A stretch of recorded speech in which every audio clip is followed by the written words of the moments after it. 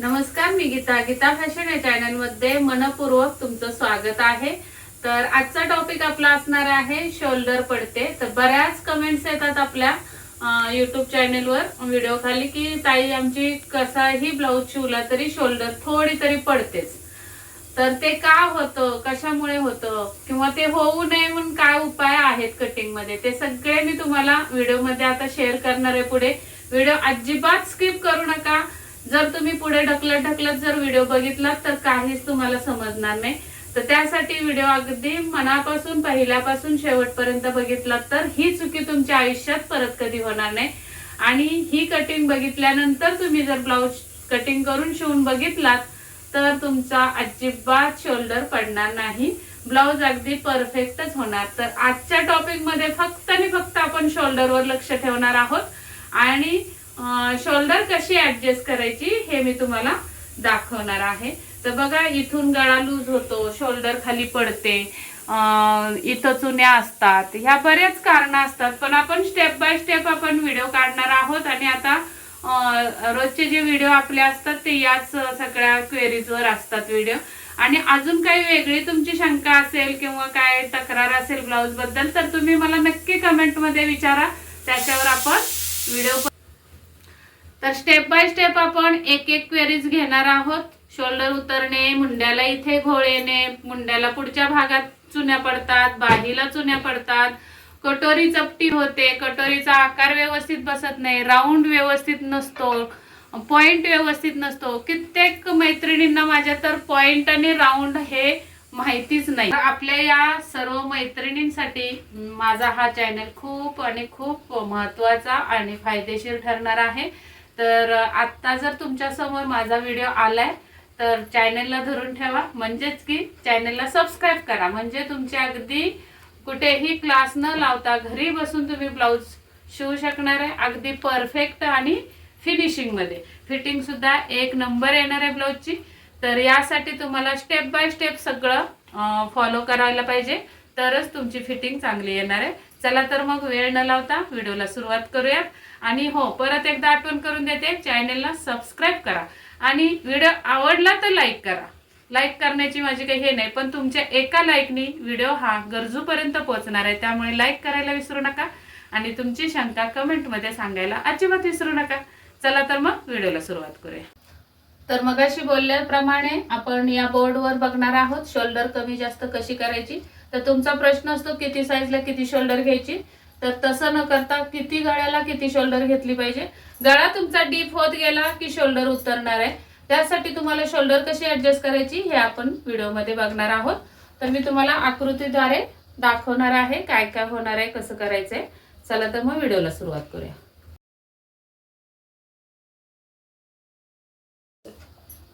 आता इथे आपली ही उंची असणार आहे, तुमचा डबल फोल्ड कागद असेल किंवा डबल फोल्ड कापड असेल तर डबल फोल्ड करून आपल्याला एका साईडला उंचीवर आपल्याला खाली एक रेघ ओढून घेऊया। इथे आपली असणार आहे कमरेचं माप आणि इथे असणार आहे तुमचं उंचीचं माप, उंची आणि त्याच्यावर आपल्याला टाकायचं या रेघेवर शोल्डर, या रेघेवर कमरेचं माप। तुमचा डीप नेक चालू होतो 5 इंच गळ्यापासून, 5, 6, 7, 8, 9, 10, 11, 12। तर जी पण तुमची उंची आहे त्यामध्ये 1 इंच प्लस करून उंची टाकून घ्यायची। टॉपच्या रेघेवर तुम्हाला शोल्डर टाकायचे। साधारण आपण इथे शोल्डर घेऊया 14 इंच। जर अंगावरचं माप, आता हे सुद्धा तुम्ही विचारता की ताई हे माप ब्लाउज वर आहे की अंगावर आहे, तर अंगावरच्या मापावर ही शोल्डर 14 आलेली आहे। तर आपण डबल फोल्ड करून घेतलेलं असतं, त्यामुळे 14चे निम्मे येणार आहेत 7 इंच। तर सुरुवातीला आपल्याला इथे 7 इंचावर खूण करून घ्यायचे। आता हे 7 इंच शोल्डर पूर्ण शोल्डरच्या निम्मे झालेले आहेत। तुम्ही म्हणाल 5 पासूनच सुरुवात का, तर 5 इंचापासून आपली ही डीप नेक गळ्याला सुरुवात होते। मग 1 ते 4 हे गळे कुठे गेले, तर 1 ते 4 गळे, 1 आणि बंद गळा हा कॉलर नेक मध्ये येतो आणि 2, 3 आणि 4 गळा हा बोट नेक मध्ये येतो, त्यामुळे त्याची कटिंग पूर्णपणे वेगळी आहे। आणि 5 इंच गळ्यापासून सुरुवात आपली होत असते डीप नेक गळ्याला। तर इथं डीप नेक साठी मी तुम्हाला शोल्डरची ऍडजस्टमेंट दाखवणार आहे। नेक्स्ट टाइम तुम्हाला बोट नेक साठी किती शोल्डर घ्यायची, कॉलर नेक साठी किती शोल्डर घ्यायची याचा व्हिडिओ तुम्हाला जर हवा असेल तर कमेंट मध्ये नक्की मला सांगा. आपण पुढचा व्हिडिओ डीप नेक आणि कॉलर नेक वर करूयात. तर आता हे जे मी सगळे सूत्र सांगणार आहे ते फक्त आणि फक्त डीप नेक साठी असणार आहे. आता तुमची जर 5 इंच शोल्डर आहे तर त्या 7 इंच शोल्डर मधून म्हणजे 14 पूर्ण शोल्डर आहे त्याचे निम्मे 7, त्याच्यातून आपल्याला किती कमी करायचे, तर त्याच्यातून आपल्याला कमी करायचे आहेत पाऊण इंच. किती? पाऊण इंच कमी करायचंय. हे 5 इंच गळ्यासाठी शोल्डर आली. आता तुमचा जर 6 इंच गळा कटिंग करायचा आहे तर त्याच्यातून आपल्याला अजून पाव इंच म्हणजे की पूर्ण शोल्डरच्या निम्म्यातून 1 इंच वजा करायचे. नंतर आपल्याला शोल्डर येणार आहे. आता स्टेप बाय स्टेप सांगते म्हणजे लक्षात येईल. 5 इंचाची गळा कटिंग करायची तर तुमची ही शोल्डर इथून असा मुंडा येणार आहे. तर 5 इंच गळ्यासाठी आपली शोल्डरच्या निम्म्यातून पाऊण इंच कमी झाले आणि मग तिथून आपल्याला हे स्ट्रेट लाईन ओढून आपल्याला मुंड्याचं माप टाकायचंय. तर साधारण या पद्धतीने आकृती असणार आहे. आता इथं तुमची अप्पर चेस्ट कितीही असू द्या, मी नेहमी सांगत असते की अप्पर चेस्टच्या मापानुसार बॅक साईडची कटिंग करायची आणि इथं कमरेचं माप प्लस 1 इंच टक्स आणि 1.5 इंच शिलाई मार्जिन इथं तुम्हाला टाकायचंय. अप्पर चेस्टचा चौथा भाग त्यामध्ये तुम्हाला पाऊण इंच लूजिंग टाकायचंय आणि मग तुम्हाला 1.5 इंच शिलाई मार्जिन द्यायचंय आणि इथून तुम्हाला मुंडा टाकायचा. आता बघा मी याच्या अगोदरचा व्हिडिओ पण टाकलेला आहे शोल्डरवरचा, पण त्यामध्ये फक्त आणि फक्त शोल्डरवर माहिती दिली.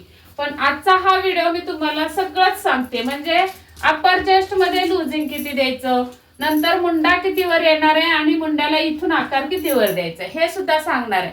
कारण बऱ्याच ताई माझ्या म्हणतात की शोल्डर सांगितली मग मुंडा किती वर घ्यायचा ताई, तर त्यांच्यासाठी थोडं आपले थोडेसे होतील कारण जास्त 12 पर्यंत गेलो तर खूपच मोठा व्हिडिओ होईल.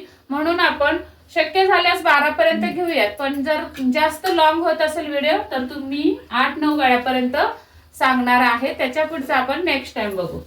तर 5 इंच गळ्यासाठी पाऊण इंच आपण शोल्डरच्या निम्म्यातून वजा केले, तिथून खाली स्ट्रेट लाईन ही ओढली. आता ही लाईन साधारण आपण 5.5 वर ओढत असतो, पण आता याच्यात सुद्धा मुंड्यामध्ये सुद्धा कमी जास्त करायचं असतं. तर कसं, तर इथून आपण हे तिरकस 1.5 इंच समजा दिले, 5 आणि 6 7 गळ्यासाठी तुम्ही इथून 1.5 इंच अंतरावर मुंड्याची लाईन देऊ शकता.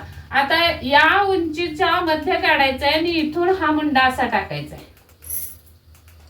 पण तुमचा हा मुंडा समजा तुमचा मुंडा जर 16 आहे तर 16चे निम्मे 8 आणि त्यामध्ये लूजिंग देऊन या पद्धतीने तुमचा मुंडा बसला पाहिजे, तरच हा 5.5 उंचीवर तुमचा मुंडा योग्य आहे. आणि जर समजा 16 बसला नाही मोजून तर तुम्हाला उंची वाढवून घ्यायची किंवा 16 पेक्षा कमी असेल तर उंची कमी करून घ्यायची. या पद्धतीने मुंड्याचे ऍडजस्टमेंट करायचे प्रत्येक गळ्यानुसार. आता दुसरा आपला गळा आहे 6 इंच, तर यातून अजून पाव इंच कमी होणार. पाव म्हणजे की पूर्ण शोल्डर मधून तुम्हाला 1 इंच वजा करायचे आणि मग तुमची इथून अशी स्ट्रेट लाईन येणार आहे आणि मग तुमचा इथून परत 1.5 इंच तर या अंतरावर येणार आहे. या पद्धतीने तुमचा हा मुंडा होणार आहे. आता तिसरा गळा आपला 7 इंच, तर अजून पाव इंच कमी झाले तर टोटल शोल्डरच्या निम्म्यातून 1.25 इंच कमी होणार आहे आणि मग तुमचे इथून तुम्हाला स्ट्रेट लाईन ओढून नंतर इथून परत 1.5 इंच घेतलं तर पाव इंच आतमध्ये येणार आहे मुंडा आणि अशा पद्धतीने तुमची मुंड्याची लाईन सुद्धा होणार. आता हे आतमध्ये किती पर्यंत घ्यायचंय, तर जास्तीत जास्त 5.5 पर्यंतच आलं पाहिजे. आता बघा इथं आपलं हे कितव्या 7व्या गळ्याला आपलं 5.5 इथं अंतर आलं. आता आपण याच्या आतमध्ये यायचं नाही, बॅक साईडला जे पण आपली इथं शोल्डर कमी होणार आहे तर याच कोपऱ्यात आणून मिळवायचे. कमीत कमी हे अंतर आपलं गळ्यापासून शोल्डरच्या मुंड्यापर्यंत इथं 5.5 तरी राहायला पाहिजे. आता चौथा गळा आहे 8 इंच. 8 इंच गळ्यासाठी अजून पाव इंच म्हणजे टोटल शोल्डरच्या मुंड्यातून शोल्डरच्या निम्म्यातून 1.5 इंच कमी झाले. पण हे 1.5 इंच आपल्याला आता 7 मधून 1.5 इंच कमी केले, 7 मधून 1.5 इंच कमी केले तर 5.5 आले, बरोबर की नाही? मग हे 5.5 इथं 5.5 वरच ठेवायचे असे. आता खडू जाड असल्यामुळे टेप मागे पुढे होतो, समजून घ्या. आपली पेनाची रेख बारीक असते त्यामुळे ती बारीक उठते, ही जाड रेषा उठल्यामुळे टेप कमी बसतोय. तर इथे 5.5 वर आणायचंय आणि मग मुंडा हा आपला इथे मिळवायचा आहे. आता 9 इंचाचा गळा जेव्हा असेल तर अजून 1/2 इंच म्हणजे की शोल्डरच्या निम्म्यातून 1.25-2 इंच, पण ही लाईन आपली इथेच 5.5 वरच येणार आहे. आता असा तिरकस मुंडा होत जाणार आहे. नंतर 10 इंच गळ्यासाठी अजून 1/2 इंच म्हणजे टोटल शोल्डरच्या निम्म्यातून 2 इंच कमी होणार आहे. अशा पद्धतीने तुमची ही शोल्डर कमी कमी करत जायचंय.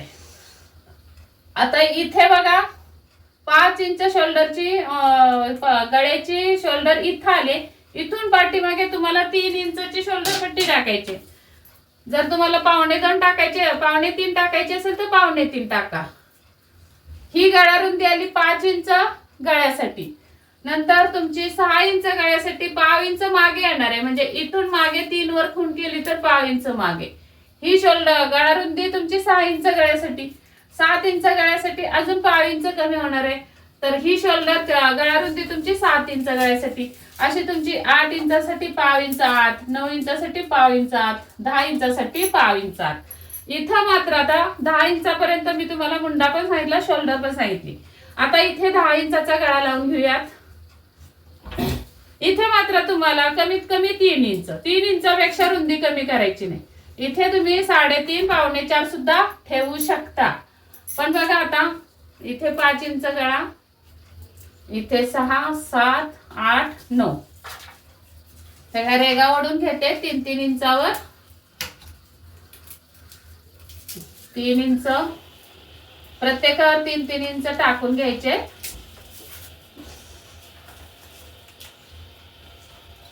या पद्धतीने वरती पण 3 इंच लावून आपण हा बॉक्स तयार करून घेऊया. या पद्धतीने खाली मात्र 3 इंच रुंदी पाहिजे, वरती तुमची गळा रुंदी कमी कमी होत जाणार आहे. आता 5 इंच गळ्यासाठी इथे पण टाकून घेते आकडे, म्हणजे बरोबर लक्षात येईल तुमच्या. 5 इंचाची ही शोल्डर इथून आलेली आहे, ते इथं बॉक्स तयार झाला, हा गळा तयार झाला. 6 इंचाचा असा तिरकस बॉक्स तयार होत जाणार आहे आणि मग तुमची ही गळा रुंदी अशी खाली वाढणार आहे, वरती कमी होणार आहे. या पद्धतीने तुमचा हा अशा पद्धतीने कटिंग येणार आहे गळ्याची सुद्धा.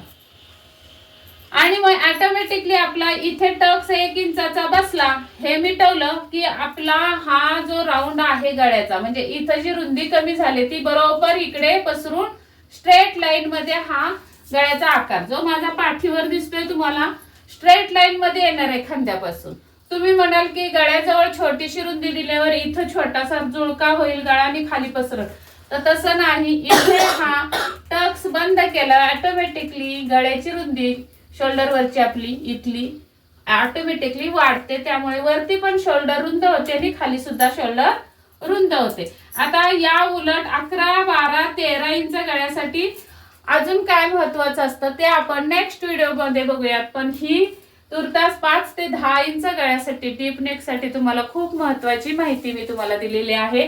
तर हा व्हिडिओ आवडला असेल तर लाईक करा आणि व्हिडिओ पूर्ण बघितल्याबद्दल धन्यवाद. भेटूयात पुढच्या व्हिडिओ मध्ये, तोपर्यंत स्वस्त राहा, मस्त राहा, काळजी घ्या. व्हिडिओ पूर्ण बघितल्याबद्दल खूप खूप आभारी आहे.